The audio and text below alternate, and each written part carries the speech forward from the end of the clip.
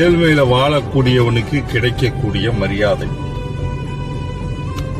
சிறிய வருமானம் ஈட்டக்கூடியவனுக்கு கிடைக்கக்கூடிய மரியாதை மிகவும் குறைவு. அவனை இழிவுபடுத்தக்கூடியவர்கள் தான் அதிகமாக இருக்கிறார்கள். இன்று ஏழ்மையில் வாழக்கூடியவன் ஏழ்மையாகவே வாழ்ந்திடுவான் என்ற எண்ணத்திலே அவர்கள் அம்மாதிரியான பேச்சுக்களை பேசுகிறார்கள்.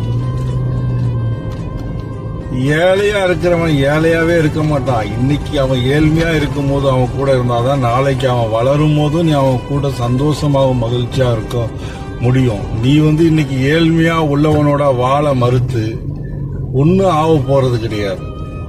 நாளைக்கு இப்ப நீ வாழ மறுக்கிற, மரியாதை குறையுதுன்னா அவனால் என்னைக்குமே வளர மாட்டான்ற ஒரு எண்ணம் தான் உனக்குள்ள இருக்கிறதுனாலதான் நீ அந்த மாதிரியான ஒரு இன்னைக்கு கஷ்டப்படுறாங்க, நாளைக்கு கண்டிப்பா ஜெயிச்சிருவாங்கன்ற ஒரு நம்பிக்கை உனக்குள்ள இருந்ததுன்னா அவர்களை நீ இழிவாகவும் தாழ்வாகவும் எண்ண மாட்டாய்.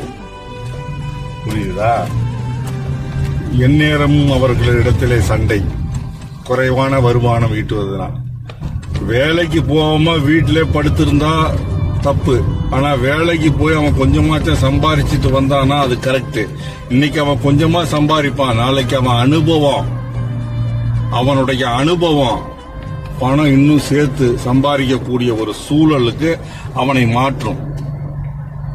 அதான் ஒரு பாடல் கூட நல்ல ஒரு வரிகள் இருக்குது.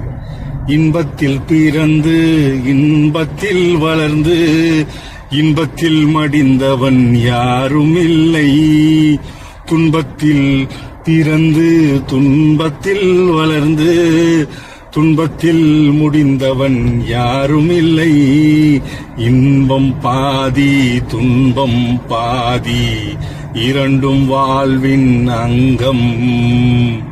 நெருப்பில் வெந்து நீரினில் குளித்தாய் நகையாய் மாறும் தங்கம்.